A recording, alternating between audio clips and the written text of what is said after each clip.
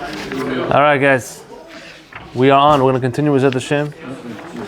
We're learning Chatzar Yosef. We're on page 173. We're in the middle of chapter 11. Yes? Good. Chapter 11, section 4. We're going to read the Gemara again, then jump straight to where we left off, which is in the Chatzar Yosef section. Hopefully this will be the last lecture about Unkelus. I want to try to get through the Chatzar Yosef today and finish this chapter. What? Okay. Says the Gemara on page 170. I'm trying to read through it because we've done it several times. Unkelus bar Kelonicus, the son of Titus' sister, wanted to convert to Judaism. Okay, at this point he was a Roman. He went and summoned Titus through necromancy. Necromancy is witchcraft. He did witchcraft. Either he called a witch or he did it himself to call upon dead souls. This was a somewhat common practice back in the time in order to get some information about the future, about the present. And he called his uncle Titus, who was the destroyer of the second Bet HaMikdash. Uncle said to Titus, who is important in that world where you are? Titus said to him, Israel. I'm Israel Chai, right? Uncle asked him, what if I attach myself to them? Titus said to him, Milaihu, which means their matters are numerous. It's too much, and you will not be able to fulfill all of them. Instead, go out and do battle with them, and you will become the head. As it is written in Eicha, her adversaries become her head, which means Am Yisrael's enemies receive head status. Unkelus asked him, what is the judgment of that man? I mean, he's asking Titus in third person, what is your judgment in Gehinnom? What's going on to you? What's happening to you? Titus said to him, it is that which he sentenced upon himself. Every day, again he's talking about himself in third person, every day they take his ashes, they're gathered, and then they judge him, and then they burn him, and then they scatter the ashes again all over the seven seas, and they go and then gather it again and burn him again over and over. That, by the way, was what Titus commanded his people to do to him on his deathbed, because he was trying to run away from God's judgment. Unkelus then went and he raised up the next person. Who was that? Bilam. He said to him, who is the most important person? Who is most important in that world where you are now? Bilam answered the same answer. He said, Am Israel. So Unkelus then asked him, what if I attach myself to them? What if I become Jewish? Bilam said to him, you shall not seek their peace nor their good all your days forever. And that was actually a quote from the Torah itself, Pasuk Devarim 23:7. He plagiarized that in his answer to Unkelus. And Unkelus said to him, what is the punishment of that man in that world? How are you suffering? Bilam answered him, he is cooked in boiling hot male fluids. Which we explained all these details in the previous sections of this chapter. Please look there. Unkelus then went and he raised the third person, Yeshu, Yoshka as they say, JC, through necromancy. JC, of course, was a Jewish man who eventually became an idol to billions of people. Unkelus said to him, what is important in that world? Yeshu said to him, Yisrael. Unkelus asked him, what if I attach myself to them? Yeshu said to him, seek their welfare, do not seek their misfortune. Meaning, do good to them, don't do bad to them. And anyone who touches them is as if he were touching Bevavat Eino, which was the pupil of his eye. Unkelus said to him, what is the punishment of that man in that world? How are you suffering? And Yeshu said to him, in boiling hot excrement. As the master said, anyone who mocks the words of the sages, of the rabbis, will be judged by boiling hot excrement. The Gemara then comments, come and see the difference between the sinners of Israel, which is Yeshu, and the prophets of the nations of the world who worship idols, which is Bilam. They gave different answers. Yeshu was a sinner, but he was Jewish. At the end of the day, he gave a positive answer. Bilam was a prophet. He was non-Jewish. He gave a negative answer. That is the whole story that we went through several times. Now, we had several important questions. Please see the previous section of this chapter where we went through deep, important questions that Be'ezrat Hashem are about to answer in the Chatzar Yosef section, little by little. Now, I will remind you of those questions as we approach them. Page 173, yes. The Ben Yehoyada, that was the commentary we did last time, that's the Ben Ish Chai. His approach to explaining the phraseology of Yeshu's answer is insightful indeed. However, it does not seem to flow well with the Gemara. What did the Ben Yehoyada say, remember? He was looking at the answer that Yeshu gave to Unkelus. What did Yeshu say to him? He said, seek their welfare, do not seek their peace. In this roundabout way. And then he gave, Ben Yehoyada says, actually, if we take those words backwards, it says, seek their misfortune by seeking their welfare. Which means, make them comfortable, so that they will then forget God, and then their zchuyot, their mitzvot will decrease, and they will be more vulnerable to the power of judgment from Shamayim. So it was a sneaky way of actually saying to hurt the Jews. That's how the Ben Yehoyada interpreted Yeshu's answer. But we're saying over here that it looks, it's interesting, but it doesn't seem to flow well with the Gemara. Because the question that Onkelos asked was whether or not he should join the Jewish nation.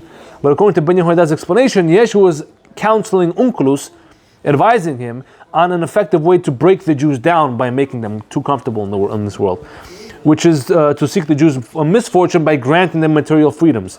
This, however, is not at all what Onkelos asked about, right? Our Gemara makes it clear that Onkelos summoned these three people with the hopes of gaining direction pertaining to his individual pursuits, not on how to treat the Jews in general. Onkelos was saying, I want to become Jewish. He wasn't saying, are the Jews comfortable? He knows if they're not comfortable or not. He was trying to figure out, should he become Jewish? So this chidush of the Ben Yehoyada doesn't really flow well into the pshat of the Gemara. Also, the last statement of our Gemara plainly underscores that there is a difference between Bilam's advice and Yeshu's advice. The Gemara made a comment at the very end of the story. It said, look at the difference between Yeshu's answer and Bilam's answer. And according to Ben Yehoyada, there is no difference. One was just sneaky, one was direct. But that's not what the Gemara seems to be saying. It seems to be saying the Yeshu gave it a positive answer. Thank you, exactly. But according to Ben Yehoyada's explanation of Yeshu's answer, both of them had mischievous intents, as we said. Right? If you look at number one, on the bottom, note number one actually, according to the Ben Yehoyada's explanation that we're analyzing now, Yeshu's advice was actually worse than Bilam's, because Bilam simply said, do not seek their peace. But he did not recommend pursuing their misfortune. Whereas Yeshu, according to Ben Yehoyada, recommended, indirectly though, to pursue their misfortune by making them too comfortable. So it's actually worse, if you look at it that way. Additionally, we know that Onkelos ended up converting. He actually ended up converting, became a huge Chacham, as we know. And it seems appropriate to say that Onkelos took the advice of Yeshu, right? That's what the story is being brought for. The last person that he summoned was Yeshu, and he took his advice. He stopped at Yeshu, didn't ask anymore, he didn't call any more souls. He stopped at him because he received the answer he was looking for. According to Ben Yehoyada, however, if Yeshu was actually hinting to Onkelos that he should seek the Jews' misfortune, then the question of why Onkelos stopped at Yeshu remains, and it becomes difficult to answer. So if that's the case, we respectfully disagree with the Ben Yehoyada. Let us begin to offer an understanding of our Gemara now, from top to bottom, that explains the motivations of all the characters in it and settles all the questions that we asked, okay? Starting at the very beginning. Let's look at it again, at this story. This story we've been through several times, but we never look at it, never saw it through these eyes. Onkelos had come to a crossroads in his life, where he was internally debating on how he would deal with the Jewish people. There was only two distinct options. Either make fierce enemies out of Israel, or join them wholeheartedly. He was an extremist in that sense. He knew one decision had to be made. Taking a neutral approach with the Jews was not an option. As we developed earlier in this chapter, being the nephew of Titus, remember? He's the nephew of Titus. Because of that, Onkelos was a man with awesome potential. This goes back to the potentiality spectrum that we kept talking about. Thank you very much. That a person is born with certain powers invested in him by God, and those powers and energies and potential can be put out by the person either to the positive side or the negative side. And we said, exactly, same magnitude, exactly. And we also said that Onkelos was the nephew of Titus. Not just a nephew, he was the son of Titus' sister, and that particular nephew relationship we saw in the Gemara is very special because those two people are very much alike. A person is very much like his mother's brother. They have very similar potentials, right? And if that's the case, Onkelos was destined to be like Titus in some way, with the same powers. And we know what did Titus do with that power, with that magnitude? What did Titus do? What did Titus do? You remember?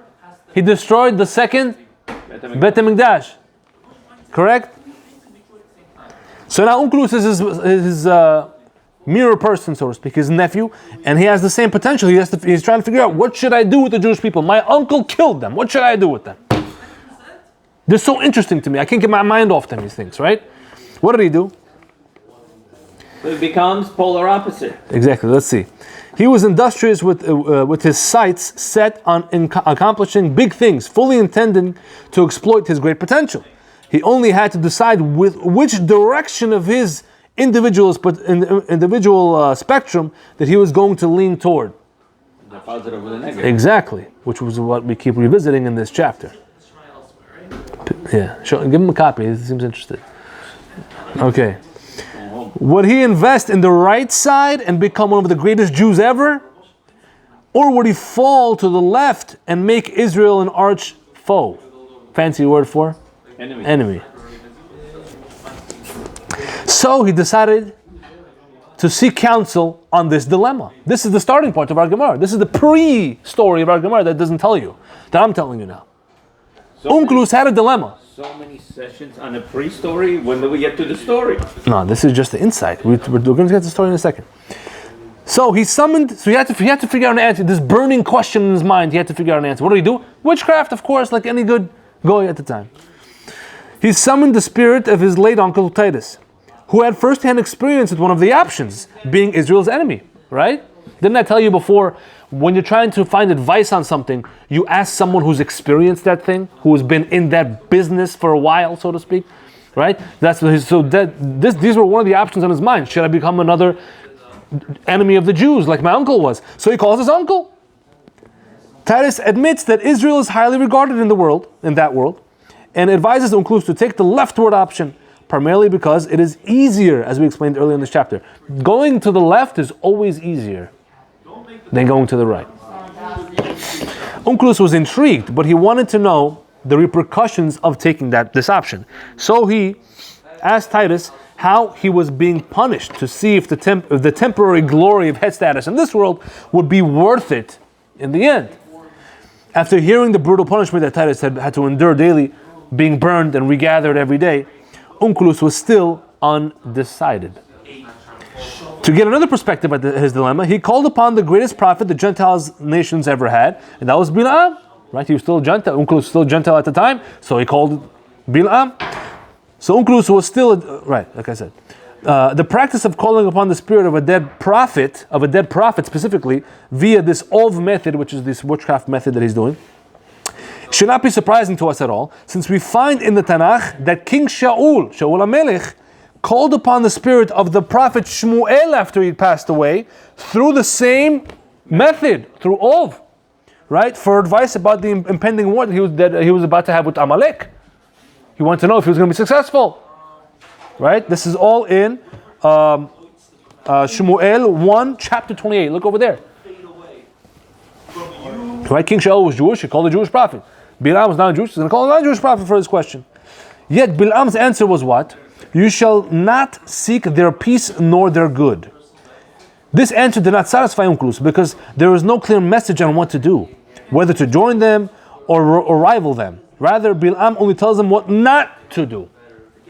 Don't seek their peace nor their good. Okay, but Onkelos, that's what he's doing now. That's where he's stuck. He's in this neutral position. He has his potential. He's trying to expand. He doesn't know right, left.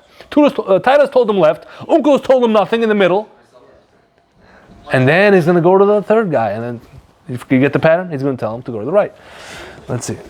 He says in the third paragraph in Ketzah. Furthermore, Bilam was deceitful in his answer to Onkelos. He emphasized the passage in the Torah which he had hoped would deter Onkelos from converting, when in truth the verse right after the one that Bilam quoted actually encourages Onkelos to convert, as we explained previously in section 2. We said the next verse after the verse that Bilam quoted was, you shall not become enemies, you shall not admonish, meaning abominate. You shall not abominate Edom. And where was Onkelos from? Edom. Edom is Rome. Edom is another name for Esab. Rome came from Esab. Onkelos is Roman. So the next verse after that actually tells Onkelos that the Jews like you, because the Torah says over there, don't hate Edom because he's your brother. He did not want to advise Onkelos to do the right thing and expend his potential towards the side of the good by converting to Judaism, but at the same time, being the prophet that he was and knowing what he knew about God, Bilam, he could not advise Onkelos directly to attack Jews either, since Bilam himself prophesied that Israel would defeat Edom / Rome in the end of days. If you look at Bamidbar 24, 18, 19 over there, that is the Parashat Balak, where Bilam had his several prophecies over the mountain. He was trying to curse them, and he gave them blessings, right? God forced blessings to come out of his mouth, and one of those blessings was that Israel would win in the end of days. Against who? Against Onkelos' people. So it doesn't make sense. So you couldn't tell Onkelos fight them, like Titus said, because he would be contradicting himself. See, Bilam was extremely evil, but also very clever. He tried not to contradict himself in that case. Okay.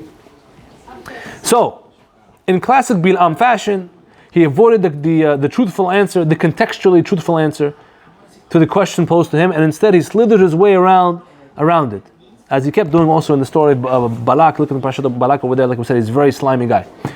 He simply quoted a verse from the Torah itself, trying to parlay the message to Onkelos that his conversion was not wanted, but he left the interpretation of the verse entirely up to Onkelos, absolving Bil'am of any overt wrongdoing.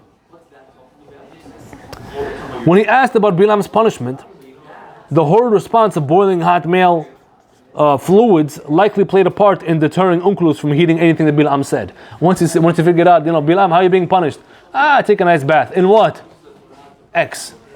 So then, Shechvat Zera. Yeah. So then Onkelos got the point. Okay, thanks for your help. I don't think I want to follow your ways. He knew Bilam cannot be trusted. So with 2 strikeouts now, let down by his peers upon which he called for advice, Onkelos was teetering towards joining Israel. So far he has no clear-cut answer not to do it, not to join them. To solidify this decision, however, he decided to call upon the member of the Jewish club itself. A Jewish person he called now, right? Yeshu. But he chose to call upon a notorious Jew instead of a righteous Jew. That was our question. Why didn't he call Rabbi Akiva? Someone of that stature, a good, righteous Talmid Chacham, who could tell him all the good things about being a Jew. Rabbi Akiva skinned alive by that time? Yeah, he was long past by this time, yeah. Or maybe he says, he doesn't like Romans. Actually, you know what? It was within the time. It could have been right around the time. Because Rabbi Akiva died after the Bar Kokhba rebellion, which is about 60 years after the second Beit HaMikdash was destroyed. So it could be right around that time, actually. Rabbi Akiva could still be alive. So I take it back. Rabbi Akiva might still be alive at the story. If Titus killed him, right? Titus killed who? Destroyed Beit HaMikdash. Second Beit HaMikdash, right? Then they never lived 60 years. None of them lived. No, some of the sages lived beyond. No, I'm not talking about the sages. I'm talking about the Titus, and he being the nephew of Titus, he had to be fairly close in age already, 35, 40, they were getting old men by then. Okay. Either way, so there were other Chachamim who could have called, let's say. Hillel Azaken, I don't know. But he didn't do that. He called a notorious Jew. Why? Because the answers he would get from a righteous Jew would have been too predictable. Of course they're going to say good things. Of course they're going to say join the Jewish people, they're great, we're Am Yisrael. Onkelos wanted something different. Adversarial. Exactly. He called upon Yeshu, whose answers with the seemingly redundant answer. What did he say? He said, seek their welfare, do not seek their misfortune. Why did he answer in this redundant way? If you're seeking their welfare, obviously you're not seeking their misfortune, right? Sometimes, like in the Torah. The reason he answered in such a way can be understood based on the following pasuk. There's a pasuk in Bereshit 31:24. It says the following: "Vayavo Elohim el Lavan harami b'halom halayla, v'yomer lo hishameh lecha pen tedaber im Yaakov mitov adra." What's the story over here? Lavan is running after Yaakov and his family. After Yaakov ran away, and Lavan is very upset. He's running after him, and on the way there, he goes to sleep. Lavan, and he gets a dream. And who comes to his dream? None other than the creator of the universe, Hashem himself. God comes to Lavan in a dream. By night. And he said to him, beware, lest you speak with Yaakov, whether good or evil. That's what God said to Lavan. Why would God warn Lavan not to deal with Yaakov in a good way? Say, don't deal evil with him. Why not deal good? Give him good. What's the wrong with giving good? Why not understand? It's tzaddik. He deserves good, no? Rashi comments on the verse the following: because what the wicked, what the Rishaim consider good is not, what the Rishaim consider good is what the righteous actually consider evil. Which is whatever a Rasha thinks is good in his mind, and he really firmly believes this is a good thing, actually in the world of a really righteous person, this thing is not good at all. It's also evil. That's why God told to Lavan, don't talk to him good or evil, because what everything is good is actually evil. Right? The wicked are so confused and so deeply immersed in their crooked ways that what they perceive as good and righteous is actually a distortion of what true objective righteousness is. Only someone who is objectively righteous can make that discernment accurately of what's good and bad. Considering this, if Yeshu simply answered Onkelos that the rightful thing to do was to convert, because Yeshu was wicked, Onkelos could have interpreted the opposite, that converting was actually the wrong thing to do. Because Yeshu himself, who was a Jewish person, but he ended up being a big Rasha. So he's in the same group as Laban in that sense. That whatever he says is good is actually bad. So that's why Yeshu had to speak in this roundabout way, right? You fully came up with this answer on your own? Yes. This is why Yeshu picked the word. This is why Yeshu picked the word choice. Tovatam dirosh, ra'atam lo tidrosh. In Hebrew, seek their welfare, seek their good, do not seek their misfortune, which can be rendered the following way: seek their good, do not seek their evil. And in Hebrew, it's tovatam, their good. Ra'atam, their bad. Why? What is there? The word there connotes a possessive, meaning what they consider is good, not what I'm telling you is good or bad. You're not going to trust me anyway because Yeshua is a Rasha, right? In other words, seek what they consider good, and do not seek what they consider evil. Clean answer in that way. Thus, by stating it this way, Yeshu covered all his bases and ensured that Onkelos would get the right message, that converting is indeed the right thing to do, and is something that even they, the righteous Jews, consider good and not evil. Stayst? Okay. 5 more minutes, guys? I don't know, I want to finish today, but let's do one more paragraph, okay? One more paragraph. He's here, he's not in a rush. Moreover, over here, the reason Onkelos converting is considered good and not evil is contained within Yeshu's answer as well. The verb he used was what? Derosh. Yeshu said derosh, seek. Seek their good, don't seek their bad. When a Gentile relentlessly and genuinely seeks for the objective truth, right? Truth about the world, about existence, about the most famous questions that people ask, then he can become a true ger tzedek, a righteous convert. One more time, please. When a Gentile genuinely seeks and looks for the objective truth, then you need that ingredient in order for that Gentile to become a righteous convert. He needs to have genuine search for the truth. Okay? Good? But if he converts not because he's seeking the truth, but rather for ulterior motives, such as honor or for marriage to a Jew, to be accepted to the family, his conversion is not ideal and it leads to many problems that are otherwise avoidable. Right? Shulchan Aruch talks about the laws of converts, etc. Look over there. That's why you should use the word derosh. Derosh means to look for, to really search for. So that's the answer he gave to Onkelos, because Onkelos is a prospective convert. He wanted to become a Jew. So he said, derosh, genuinely seek. That's what derosh means. Okay. Good. Thus, Onkelos was impressed with Yeshu's answer because it modeled consistency, as the truth should. Truth should be consistent, which is what Onkelos was seeking, was looking for. Yeshu's answer was said in such a way that would deter any misunderstanding, which is also an attribute of truth, further appealing to Onkelos. But before he could commit to a final decision, Onkelos needed to clarify one more important piece of information. He needed to know how Hashem treated his own people in that world. Does he with the capital H, God, does he judge them justly or is he biased? So he asked what Yeshu's punishment was in that world, a Jewish man. And after learning that it was in boiling excrement, consistent with Yeshu's wickedness, as he deserved, Onkelos saw that Hashem is truly a just God. Even when it comes to members of his own nation, his own chosen nation. Again, this lines up with the preservation of the truth. All of these reasons help to solidify Onkelos' decision to convert. Now you see, we started asking, why does Onkelos keep asking for their punishment? Who cares? And the reason is because of the validation. He wanted to see, how are these people treated? How are God's own Jewish people treated? Yes. Huh? How's it back? This is my humble opinion. You can disagree if you want. Okay?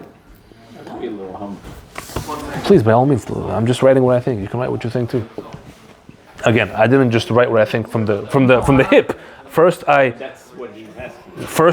showed you the sources. I looked at the sources. I thought about it, and I make some suggestions. You don't have to agree with me. No, I don't disagree. Okay. But it makes the story make a lot more sense step by step. Should we keep going, guys? We're like a page and a half. I don't know what you guys say. We're still here. We didn't go home yet. You have to go? Okay. Because then next week it's going to be like a very short video. I don't want to go to the story. You can go. Go ahead. I'm not going to keep you. You can go. I just want to read through the rest, okay? All right. So the Maharal noted. The Maharal said in section 1 of this chapter that Titus created his own judgment more so than the others because of his embodiment of the attribute of deen, of judgment, right? Titus was a deen guy. Killing, slaughtering, that's all deen, it's judgment. And he made his own deen because he spoke what his own punishment is going to be, remember? So it seems he meant to highlight that Titus actually verbalized in his lifetime what his sentence in Gehenna ended up being, unlike the others. Nevertheless, the concept of that which he sentenced upon himself from our Gemara applies to every person. Okay? Meaning whatever a person speaks could apply to himself. The things one does and says throughout his life dictates his experience in the spiritual realm after death. This is actually the deep answer that I was really wanting to tell you guys last time. One of our questions was, how could Bil'am and Titus still give negative answers even after they came to Olam Haba and they're in the world of truth? Why didn't they just tell Unkelus, convert to Jews? It's a great thing, high risk, high reward. You know, you could get huge status. Why didn't they say the truth? They still told them negative answers even after they died. The things one does and says throughout his life dictates his experience in the spiritual realm also after death. One's experience in that world is built purely by his actions in this world. That is the principle, okay?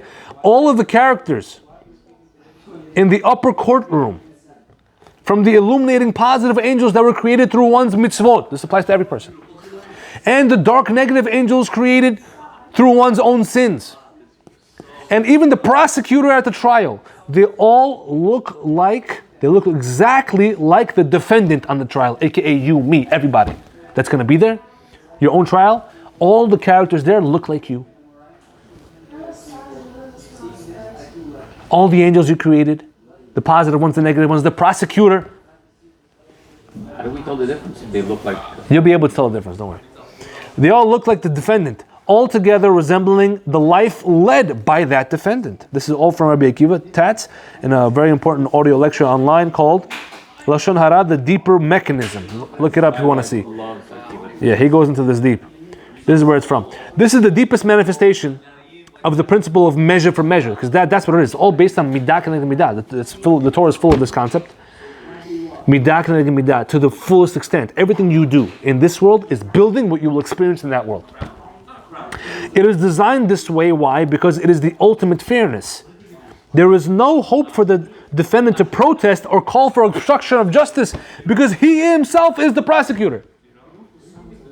And he is the witness. And he metes out justice on himself. Do you understand the depth of this? We see from our Gemara that none of the three spirits complained about the punishment they were receiving in the upper world. They just said it. This is what's happening to me. Right? They simply reported to Onkelos, and in a matter-of-fact fashion, the punishment that was decreed upon them. And this is precisely due to this very idea. No matter how corrupt a person may become, all possible angles for him to deny or protest the punishment that he deserves in that world will be eliminated on his day of judgment, because to deny it would be to deny himself, making him insane. How awesome is the God who designed such a perfect system. Now regarding Titus and Bil'am, how could they have insisted on their bad advice even though they were in the world where truth was revealed to them? The Maharal said about this, that since Titus and Bil'am were goyim, their essence came from their souls and neshamot came from a less pure place, less pure source in the upper worlds, which disallowed them to immerse in the truth of that world.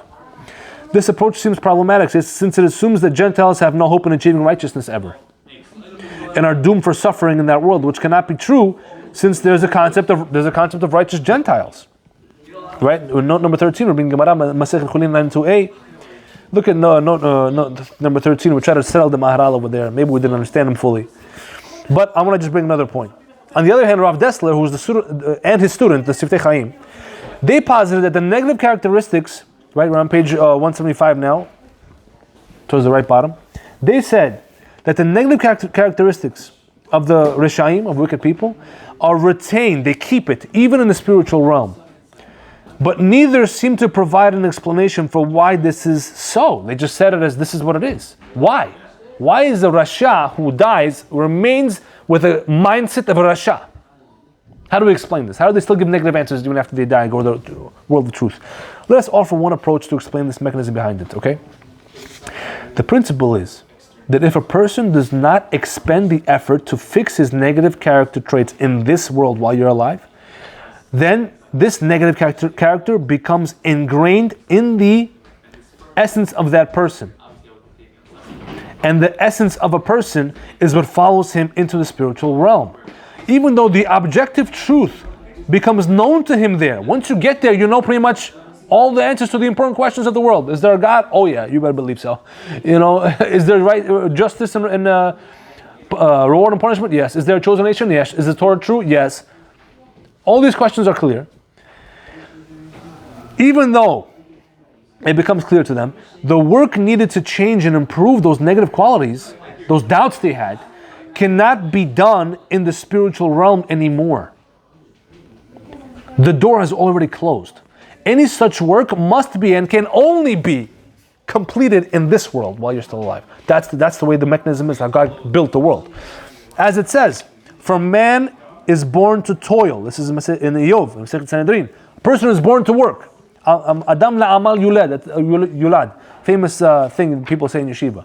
You were born to work. Break your head on the Gemara, right? This is a vital aspect, next page, of how the test of life is designed. No more efforts can be invested into character improvement in the next world. One cannot take the test after he has already seen the answer key, right? You go to school, you take a test. You can't take the test after you saw all the answers.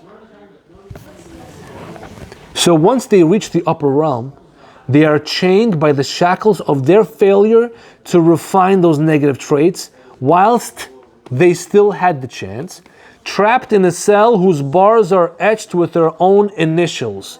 You like that imagery? Thus, Titus and Bil'am never fixed their trait of hating the Jewish nation, and even though they learned the truth in the next world, this blemish remained with them. Connecting to the overarching theme of this chapter that we keep going back to, these wicked men left the good versions of themselves in the realm of potentiality only, never actualizing the good people they could have become, failing to fix these negative traits. It is only fair they enter into that world likewise in the same way, with those same negative traits weighing them down. This explains yet another facet to what is meant by the concept of that which he sentenced upon himself in our Gemara. A person sentences upon himself, meaning whatever you are in this world, that's how you take yourself there, because that's midah connected midah. Whatever one makes himself in this world follows him in the next, in all one's glory or lack thereof. That's how he follows to the next world. Next point.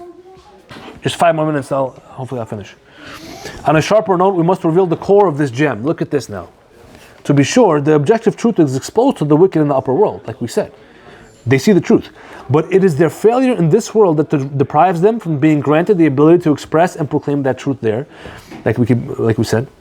What must be stressed here is that this is a major part of the punishment of the wicked in that world. Meaning this is an actual punishment. Imagine this. They know the truth, and they may even want to embrace it, but they are prohibited from doing so. They're not allowed. The heavens don't let them. What could be worse than the objective truth being glaringly obvious, yet they are unable to express it? Instead, they are forced to blurt out what they know is a lie, because they must be kept consistent with whom they were when they arrived to the next world. There is no greater shame than to be forced to cast dark shadows in a place illuminating with light. The option to express the truth is not granted to them because, as mentioned above, everything in that world is perfectly measure for measure. What one does, says, thinks in this world is what will manifest for him in that world, exactly to the finest detail. One takes with him to the next world precisely that which he packed into his own luggage. Since they denied and evaded truth in this world, the existence they built for themselves there will be a manifestation of that. They will be forced to express those same lies, even against their will, even though they know the truth and want to tell it. The desire to express the truth will be like a pressuring bomb, urging to detonate within them. But when they open their mouths, only lies slither out. Can you imagine here what these Rishonim have to deal with? For Bil'am especially, this is the perfect measure for measure, since the Torah tells of how he tried multiple times to express a disastrous curse upon Am Yisrael, but every time he opened his mouth, Hashem made it so that only blessings came out. And guess what? He continued doing that, as we saw in his conversation with Onkelos. He wants to say the truth, but he can't. This was achieved through Hashem's mercy, right? When Bilam was saying the blessings instead of curses. But Bilam's intentions were clearly evil.